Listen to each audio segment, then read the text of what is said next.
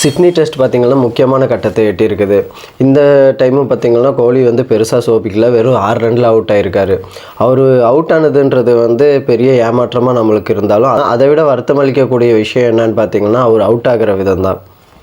சூர்யா நடித்த 24ன்ற படத்தில் வந்து ஒரு காட்சி வரும். என்னன்னு பார்த்தீங்கன்னா, காலத்தை கட்டுப்படுத்தக்கூடிய சக்தியுடைய ஒரு வாட்சை வந்து அவர் வந்து ஒரு கிரிக்கெட் போட்டிக்கு வந்து கட்டிட்டு போவார். அந்த சமயத்தில் வந்து அந்த மேட்ச்சில் வந்து தோனி வந்து ஒரு பாலை தூக்கிய பவுண்ட்ரி லைனில் அடிக்கும்போது அது வந்து கேட்ச் போயிடும். அந்த சமயத்தில் வந்து சூர்யா என்ன பண்ணுவார்னா, அவரோட வாட்சை வச்சு அந்த காலத்தை அந்த இடத்தையே வந்து காலத்தை வந்து உரைய வச்சுருவார். உரைய வச்சுட்டு வந்து அந்த பாலை எடுத்துகிட்டு போய் பவுண்ட்ரி லைனுக்கு வெளியே வச்சுட்டு வந்து காலத்தை வந்து மறுபடியும் கரண்ட் டைம் கொண்டு வருவார். கேட்ச் ஆக வேண்டிய பால் வந்து என்ன இருக்குன்னா சிக்ஸராக இருக்கும். இது ஏன் இப்போ சொல்கிறோன்னா, அந்த மாதிரி கோலி ரசிகர்களோட கையில் வந்து ஒரு வாட்ச் கிடச்சிச்சின்னா அவங்க என்ன பண்ணுவாங்க அப்படின்னு நீங்கள் எல்லாம் நினைக்கிறீங்க? அவங்க என்ன பண்ணுவாங்கன்னா, ஆஃப் ஸ்டம்புக்கு வெளியே வீசுகிற பாலுக்கு வந்து அவர் பேட்டை விடும்போது வாட்சை வச்சு அவங்க வந்து காலத்தை உரைய வச்சு அவர் வந்து பேட்டை மேலே தூக்கி அந்த பாலை டச் பண்ணாமல் கீப்பர்கிட்ட போகிற மாதிரி பண்ண வச்சுருவாங்க. அதுக்கப்புறம் என்ன பண்ணுவாங்கன்னா, ஐயா இனிமேல் இப்படி பேட்டை விட்டு அவுட் ஆகி ரசிகர்களோட இதயத்தை வந்து ரணப்படுத்தாதீங்க அப்படின்ற ஒரு கோரிக்கையும் வச்சுட்டு வருவாங்க. அந்த அளவுக்கு வந்து அநியாயத்துக்கு கோலி வந்து அவுட் ஆகிட்டு வராரு. நடப்பு இப்போது இந்த பார்டர் கவாஸ்கர் மேட்ச்சில் பார்த்திங்கன்னா 9 இன்னிங்ஸில் வந்து கோலி விளையாண்டுருக்காரு. அதில் பார்த்திங்கன்னா 8 இன்னிங்ஸில் அவுட் ஆகிருக்கிறாரு. 8 இன்னிங்ஸில் அவுட் ஆகிருக்கிறாருன்றதை விட அந்த 8 இன்னிங்ஸில் எப்படி அவுட் ஆகியிருக்காருன்னு பார்த்தோன்னா ஒரே மாதிரி தான் அவுட் ஆகிருக்காரு. ஆஃப் ஸ்டம்புக்கு வெளியே போகிற பாலை வந்து பேட்டை விட்டு ஒன்று ஸ்லிப்லேயோ இல்லை விக்கெட் கீப்பர்கிட்டையோ விக்கெட்டை கொடுத்து தான் அவர் அவுட் ஆகி வெளியே போயிருக்கிறாரு. இப்போ என்ன ஆயிடுச்சுன்னா, ஆஸ்திரேலியாவோட பவுலர்கள்லாம் என்னன்னா கோலியோட விக்கெட் எடுக்கிறதுக்கு வந்து பெருசாக அவங்க வந்து ரொம்ப ரிஸ்க் எடுத்துக்கிறதெல்லாம் இல்லை. ஆஃப் ஸ்டம்புக்கு வெளியே வீசினா அவர் அவுட் ஆகிட்டு போக போகிறாரு அப்படின்ற மனநிலைக்கு அவங்க எல்லாமே வந்துட்டாங்க. பெர்த்தில் முதல் இன்னிங்ஸில் ஏசிலூட்டுக்கிட்ட அவுட் ஆனது தொடங்கி போலண்டில் லாஸ்ட் இன்னிங்ஸில் போலண்டுக்கிட்ட அவுட் ஆனது வரைக்குமே பார்த்திங்கன்னா எந்த மாற்றமும் இல்லாமல் ஒரே மாதிரி தான் அவுட் ஆகிருக்காரு. ஒரு ஸ்கூல் யூனிஃபார்ம் மாதிரி ஒரே மாதிரி தான் அவுட் ஆகிருக்காரு.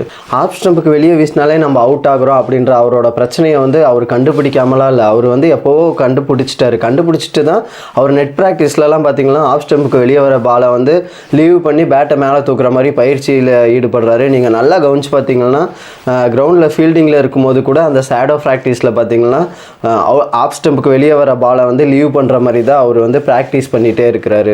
தனக்கு என்ன பிரச்சனை இருக்குது அப்படின்றது வந்து அவருக்கு தெரியாமலாம் எதுவுமே இல்லை. அதை அவர் வந்து கண்டுபிடிச்சிட்டு அதுலேருந்து எப்படி மீண்டு வர்றது, அதுக்கான பயிற்சிகள் என்ன அப்படின்னு வந்து அவர் நிறைய முயற்சி எடுத்து அதுக்கான பயிற்சியிலையும் ஈடுபட்டுகிட்டே இருக்கார். ஆனாலும் அவரோட பலவீனத்திலேருந்து அவரால் மீண்டு வரவே முடியலன்றது வந்து மிகப்பெரிய வேதனையாக தான் இருக்குது.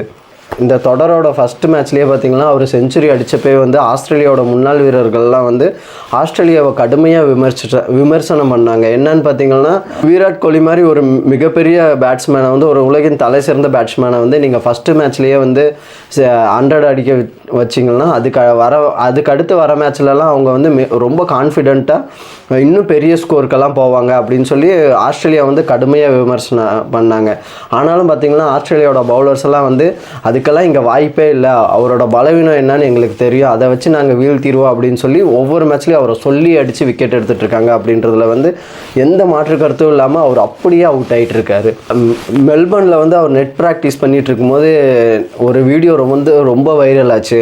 ஒரு ஆஸ்திரேலியா தந்தை வந்து தன்னோட குட்டி மகனுக்கு வந்து அதோ பார் அவர் தான் வந்து கிங் கோலி, உலகத்தோட தலை சிறந்த பேட்ஸ்மேன் அப்படின்னு சொல்லி தன்னோட குட்டி பையனுக்கு வந்து அறிமுகப்படுத்தின வீடியோ வந்து ரொம்ப வைரல் ஆச்சு. அதை எல்லாருமே பார்த்துருப்போம்.